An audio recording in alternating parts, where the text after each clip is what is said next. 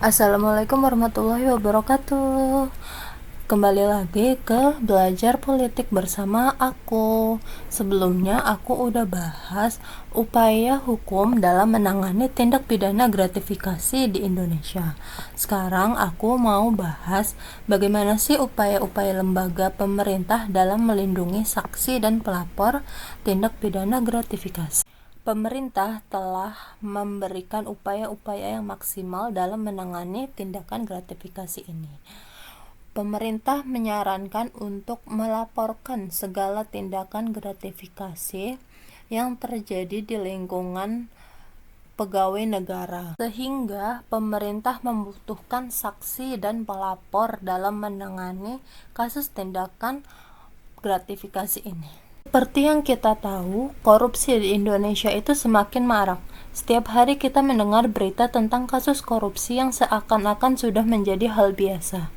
Nah, salah satu bentuk korupsi yang sering terjadi adalah gratifikasi, seperti pungutan liar dalam pengurusan administrasi negara.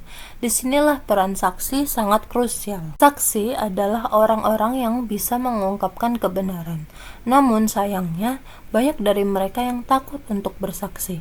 Kenapa? Karena mereka seringkali menghadapi ancaman fisik dan mental dari pihak-pihak yang ingin mencegah mereka mengungkapkan kebenaran. Jika kita tidak melindungi saksi dan pelapor, bisa-bisa kebenaran akan terkubur begitu saja. Oleh sebab itu, pemerintah menyiapkan lembaga yang menangani saksi dan pelapor tindak pidana gratifikasi, yaitu Lembaga Perlindungan Saksi dan Korban atau LPSK. Lembaga ini ialah suatu lembaga yang independen sehingga beroperasi secara mandiri tanpa intervensi dari luar. Apa itu LPSK? LPSK adalah lembaga negara yang dibentuk untuk melindungi saksi dan korban tindak pidana, agar saksi dan korban dapat memberikan kesaksian secara bebas tanpa ancaman fisik maupun psikis dari pihak tertentu.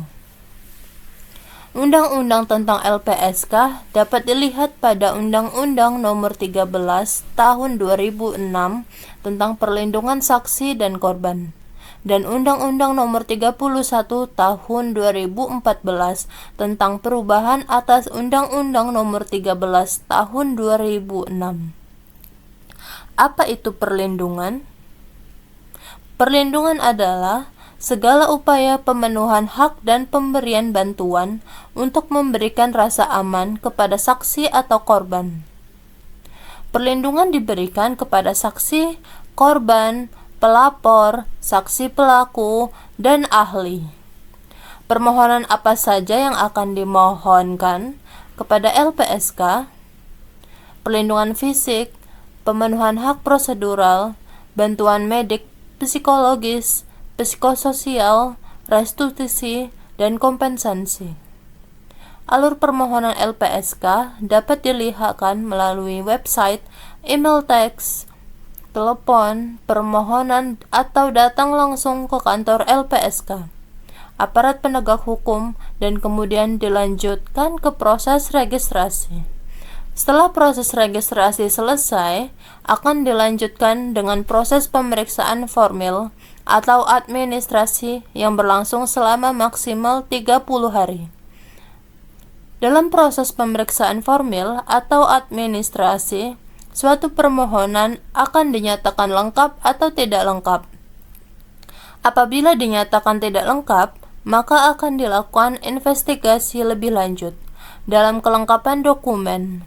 Setelah dokumen dinyatakan lengkap, akan dilakukan telaah substansi maksimal 7 hari kerja. Setelah itu akan dibawa ke rapat paripurna anggota LPSK. Dalam rapat paripurna, permohonan akan dinyatakan diterima atau ditolak.